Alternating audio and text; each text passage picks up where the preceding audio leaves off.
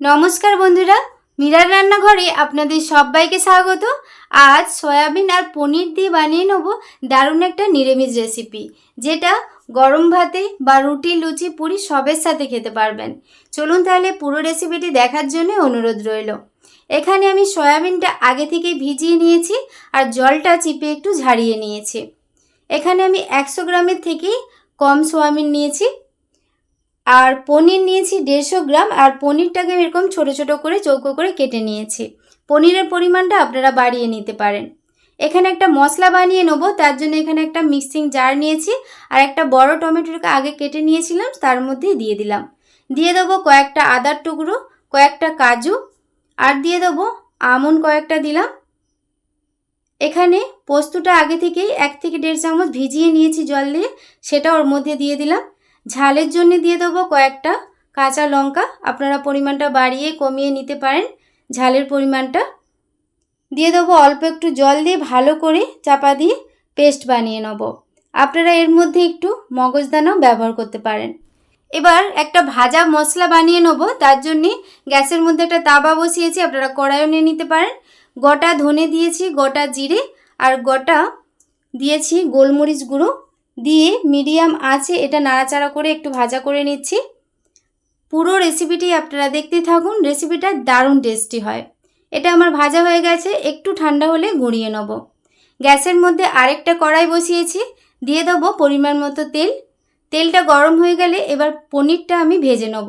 হালকা করে ভাজতে হবে।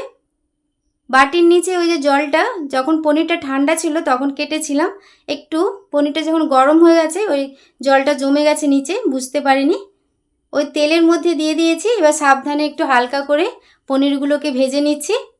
এটা আমার ভাজা হয়ে গেছে, সব পনিরগুলো আমি তুলে নিচ্ছি। ওই একই কড়াইয়ের মধ্যে এবার আমি সয়াবিনটাও ভেজে নেব। মিডিয়াম আঁচে নাড়াচাড়া করে হালকা ব্রাউন কালার করে ভেজে নিচ্ছি।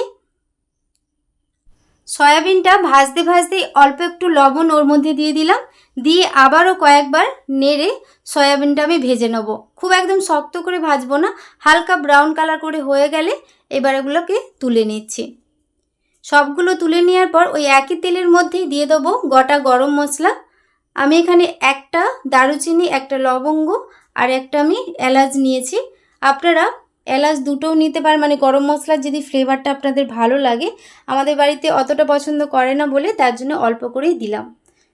এবার একটু ভাজা হয়ে গেলে মশলাটা দিয়ে দিলাম। গ্যাসের ফ্লেমটা এই সময় লো ফ্লেমে রাখতে হবে, হাই ফ্লেমে করলে কিন্তু নিচের তলায় লেগে যেতে পারে।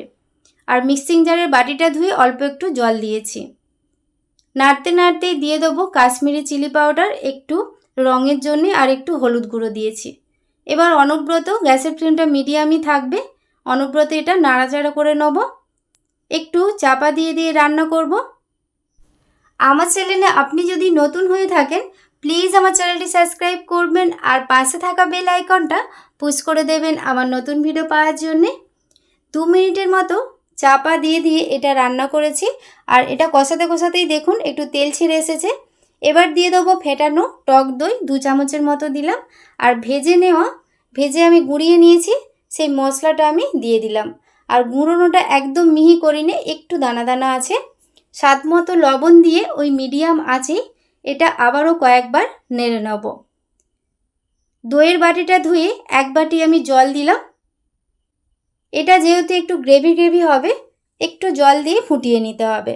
এবার একটু চাপা দিয়ে রাখবো যতক্ষণ পর্যন্ত এটা না ফুটে আসছে।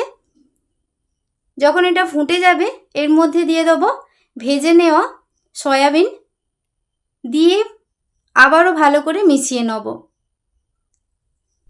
ফেসবুক পেজ থেকে যদি আপনারা দেখে থাকেন, প্লিজ প্লিজ আমার ফেসবুক পেজটা ফলো করে পাশে থাকবেন। এই সময় 1 চামচ চিনি দিয়ে দিচ্ছি। যেহেতু এর মধ্যে টক দইটা ব্যবহার করেছি আর টমেটো আছে, একটু যদি যেন না টক ভাব লাগে তার জন্যে আমি 1 চামচের মতো চিনি দিলাম। এতে রেসিপিটার স্বাদটা আরও ভালো আসবে। লো ফ্লেমে 2 মিনিটের মতো চাপা দিয়ে আবারও রান্না করে নিলাম। নামানোর 1 মিনিট আগে পনিরটা দিয়ে দিচ্ছি। ভেজে নেওয়া পনিরটা দিয়ে মিনিট খানেকের মতো আবারও রান্না করে নেব। এখানে একটা কথা বলা হয়নি, পনিরটা ভেজে নেওয়ার পর গরম জলে ভিজিয়ে রাখবেন, তাহলে পনিরটা সফট হবে। দেখুন খেতেও ভালো লাগবে। এটা আমার হয়ে এসেছে, এরকম গ্রেভি ভাব থাকবে, এটা নামিয়ে নিতে হবে। আর কত সুন্দর হয়েছে দেখুন। এটা নামানোর আগে গ্যাসের ফ্লেমটা আমি অফ করে দিয়েছি, 5 মিনিটের মতো চাপা দিয়ে রাখলাম। তারপর একটা প্লেটে নিয়ে দেখাচ্ছি। তৈরি হয়ে গেল দারুণ স্বাদের পনির সোয়াবিনের এই নিরামিষ রেসিপি। আপনারা যে কোনো নিরামিষ দিন এটা বানিয়ে নিতে পারবেন, আর খেতেও কিন্তু দারুণ স্বাদের হয়। রুটি, লুচি, পুরি বা গরম ভাতে পরিবেশন করুন। আজকের এই রেসিপিটি আপনাদের কেমন লাগলো অবশ্যই কমেন্ট করে জানাবেন। রেসিপিটি ভালো লেগে থাকলে প্লিজ একটি লাইক, কমেন্ট, শেয়ার করবেন। বাড়িতে বানাবেন, খেতে দারুণ স্বাদের হয়। আজকের মতো রেসিপিটি এ পর্যন্তই। সবাই খুব ভালো থাকবেন, সুস্থ থাকবেন, সাবধানে থাকবেন। ধন্যবাদ।